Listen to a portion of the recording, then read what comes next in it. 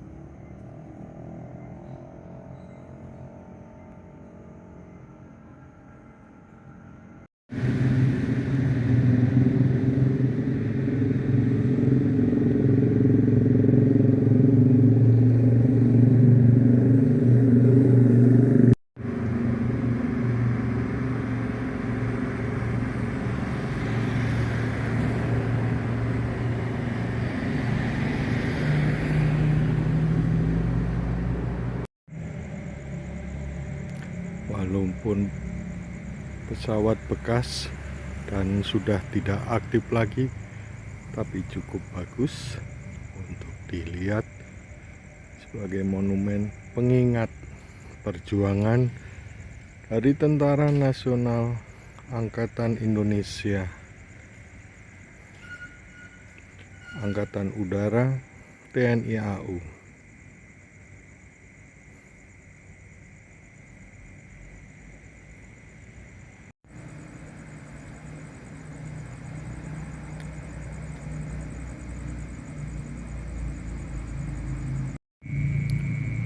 Cukup ikonik dan gagah bukan Sobat Puncak Malam, dari pesawat yang dulu pernah diaktifkan oleh Tentara Nasional Indonesia Angkatan Udara, dan jenis pesawat latih baling-baling, ada yang tunggal, ada yang tandem atau berkursi ganda.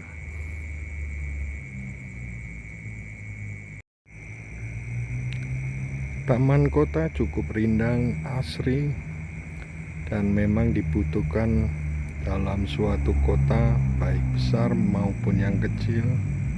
Dan taman kota memberikan ruang kesejukan paru-paru udara di tengah hiruk-pikuknya aktivitas dan kepadatan di sebuah kota, dan cukup nyaman dan indah dengan kebersihan yang terawat tiap harinya.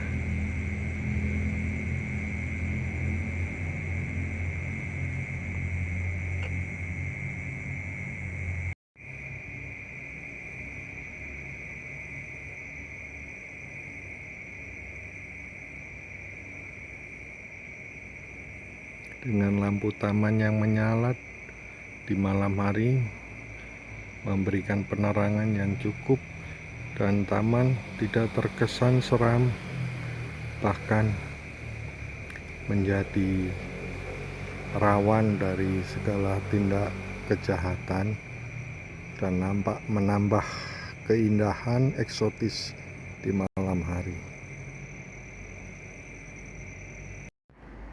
Bangunan tua di sudut kota yang dulu pernah dan menunjukkan tanda-tanda sudah berdiri lama dan berusia tua, memiliki bangunan yang eksotis sejak kolonial Belanda.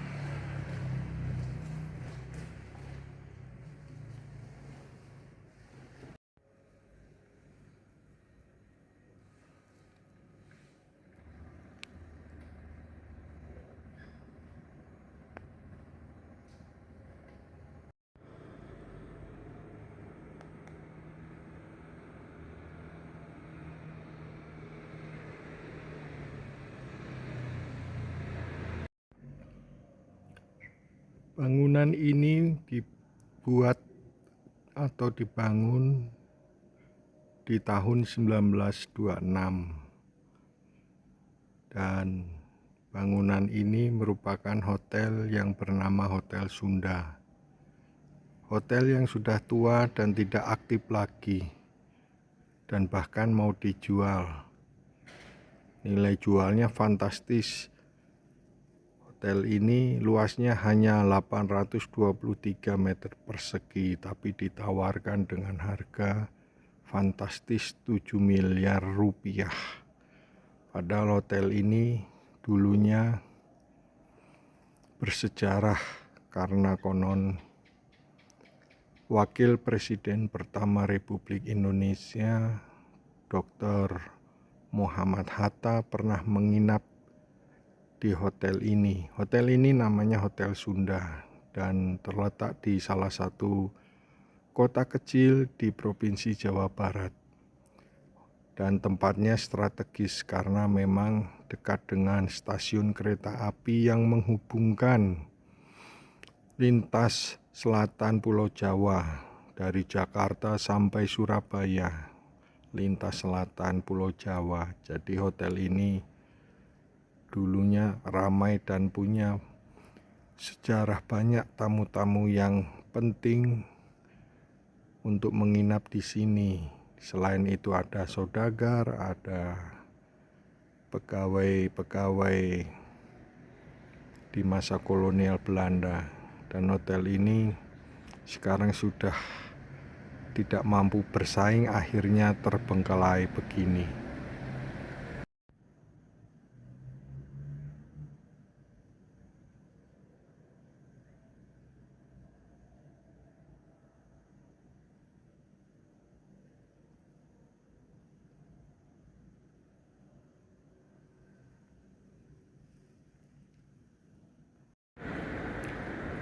Konon gedung tua ini yang sekarang ditempati oleh perusahaan umum Damri, dan Damrinya sendiri juga sudah tidak aktif melayani rute-rute di kota-kota lain, dan sekarang malah justru berubah dan disewakan menjadi kedai kopi untuk banyak anak-anak muda yang menghabiskan waktu ngopi ngobrol di tempat ini.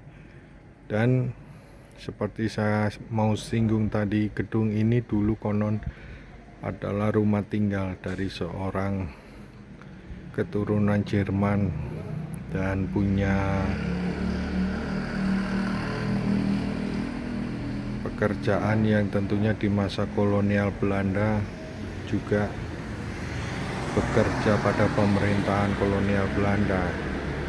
Orang-orang keturunan Jerman, apalagi Belanda, banyak menempati gedung-gedung tua seperti ini yang dulunya sangat mewah dan prestise. Sekelumit apa dan bagaimana latar belakang gedung ini yang hanya bisa saya sampaikan, kurang lebihnya demikian.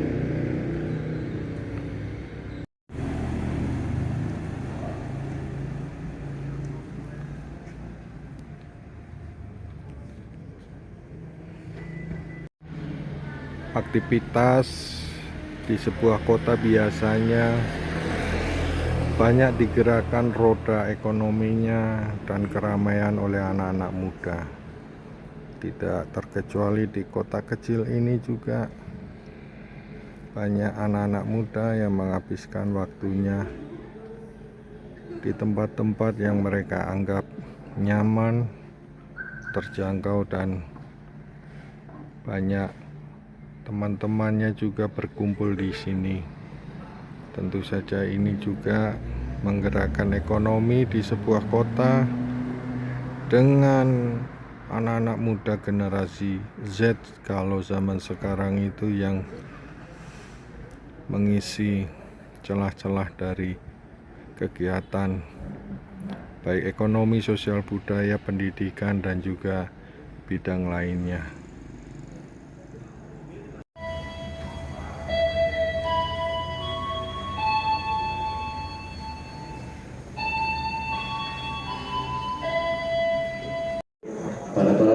kereta api Turangga dimohon untuk mempersiapkan diri, periksa dan teliti kembali tiket serta barang bawaan Anda jangan sampai ada yang tertinggal. Jalur 2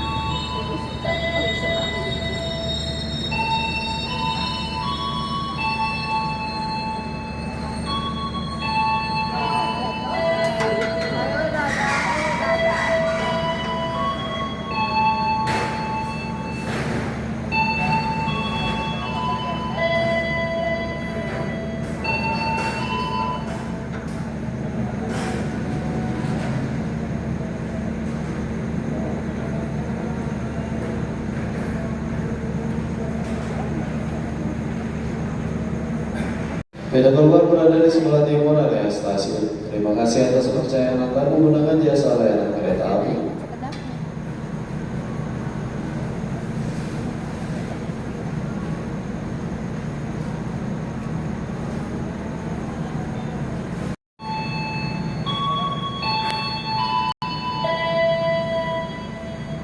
Dari jalur 2 kereta api Turangga tujuan